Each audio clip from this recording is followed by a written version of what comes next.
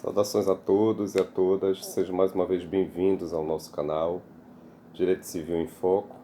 Semanalmente nós tratamos algumas temáticas, algumas discussões relacionadas ao estudo do direito da família e das sucessões. E hoje, dando continuidade à nossa discussão, ao nosso debate, vamos conversar um pouco acerca das chamadas famílias paralelas. Precisamente, a união estável e o casamento, que são as vertentes maiores dessa discussão. Sabemos de antemão que o casamento sempre foi considerado a regra geral perante aquela entidade familiar, que perante os procedimentos tradicionais, o casamento, ele sempre se direcionou como principal entidade, né? Muito embora a união estável posteriormente passou assim a ser considerada já com a vigente Constituição de 88. Né? Após a aprovação da Constituição, a união estável passou a ser elevada à condição de entidade, que até então era vista como uma mera sociedade de fato. Nesse sentido, o que acontece? A proposta do atual Código Civil é reconhecer ainda o princípio da monogamia, que o casamento é a principal vertente a ser observada dentro dessa ótica, e qualquer relação alheia nesse sentido, que não seja caracterizado como união estável ou de repente como casamento, se caracterizaria como mera uma relação de concubinato. O que acontece é que, recentemente, de alguns anos para cá, precisamente, alguns tribunais aqui do nosso Brasil vêm reconhecendo as chamadas entidades paralelas ou famílias paralelas. Quando você realmente constitui uma união estável e, paralelamente, você já está sobre a influência de um determinado matrimônio, de um casamento.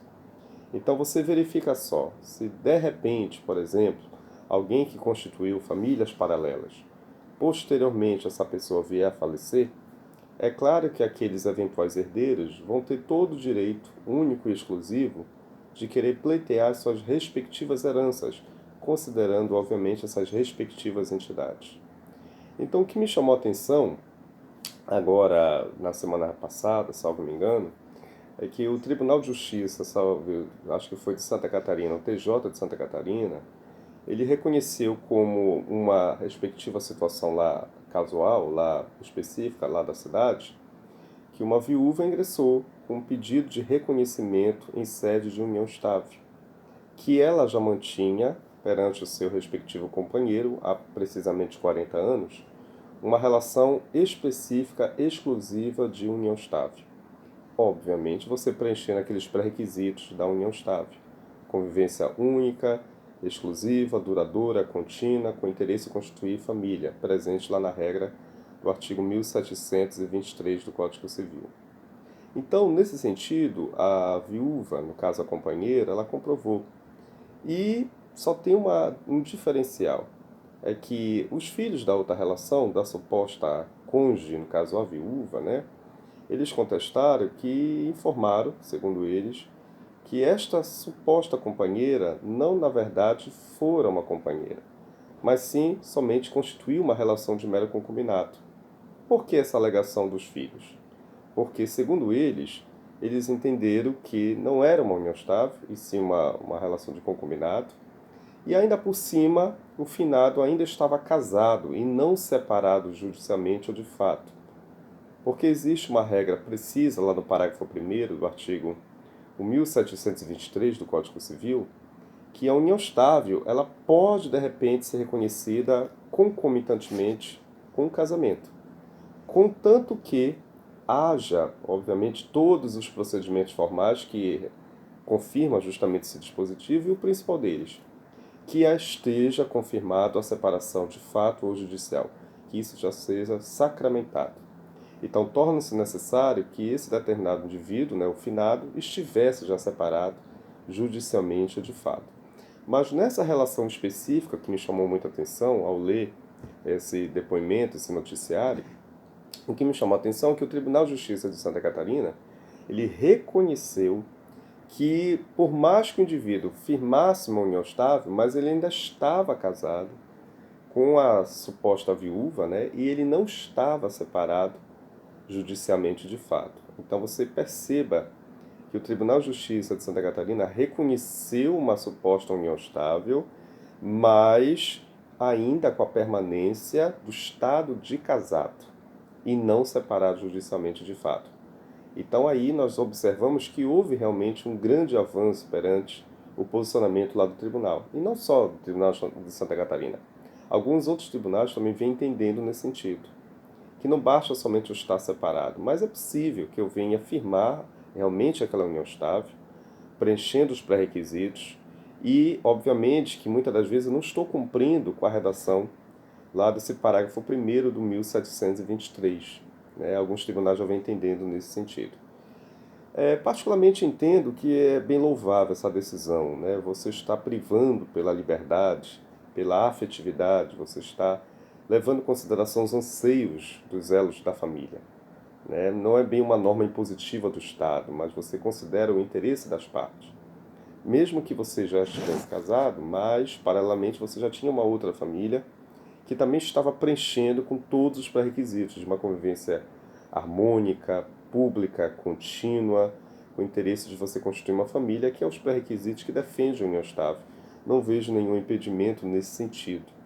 Né? Muito embora alguns doutrinadores até discordam lá da redação, salvo me engano, do artigo 1727 do Código Civil, que categoricamente ele entende esse dispositivo que as normas do impedimento, né, lá do casamento, também é possível que sejam anexadas para a união estável, atrelados para a união estável. Então não caberia a união estável caso, obviamente, também estivesse atrelada aquelas situações de impedimento matrimonial. E que aí, obviamente, causa uma certa discussão de senso doutrinário, que alguns doutrinadores entendem que não deve estar adequados às normas do casamento para a união estável, até porque são institutos distintos. Né? Você está tratando de um instituto que é um mero negócio jurídico, que no caso é o casamento, em contrapartida a uma mera relação, né, afetiva, que no caso é a união estável, que não necessariamente iria configurar os aspectos do formalismo que defende, obviamente, o casamento. Então, são duas interpretações distintas, antagônicas, né? São duas análises totalmente diferentes. Tá? Então, eu fiz questão de apresentar esse depoimento aqui desse nosso vídeo, entendendo o seguinte, que nós estamos convivendo com essa realidade das chamadas famílias paralelas, né? Antagônicas, posso dizer nesse sentido, que muitas das vezes pode ser que até entre as partes já se tome conhecimento acerca dessas famílias. Exista, de repente, até essa publicidade, esse conhecimento, né? Principalmente entre as mulheres, as viúvas, as companheiras, né? Elas podem muito bem, muitas das vezes, saber de antemão que existe uma outra família alheia, né? E que pode, muitas das vezes, também conviver harmonicamente, né? Aquela família A com a família B. Agora, a discussão maior é quando ocorre realmente o falecimento, né, daquele indivíduo que constituiu seu casamento com a família A e a sua união estável com a família B. E os reflexos vêm posteriormente ao pós-morte. É claro que todos aqueles herdeiros, né, todos aqueles elementos, aqueles indivíduos vão querer buscar o reconhecimento das suas heranças, das suas pensões em sede de previdência, pensão por morte, para que respaldem por si só de todos os seus benefícios. Tá? E é louvável realmente essa decisão do Tribunal de Justiça, lá de Santa Catarina. Eu entendo que seja, porque houve um avanço, nós não vamos retroceder.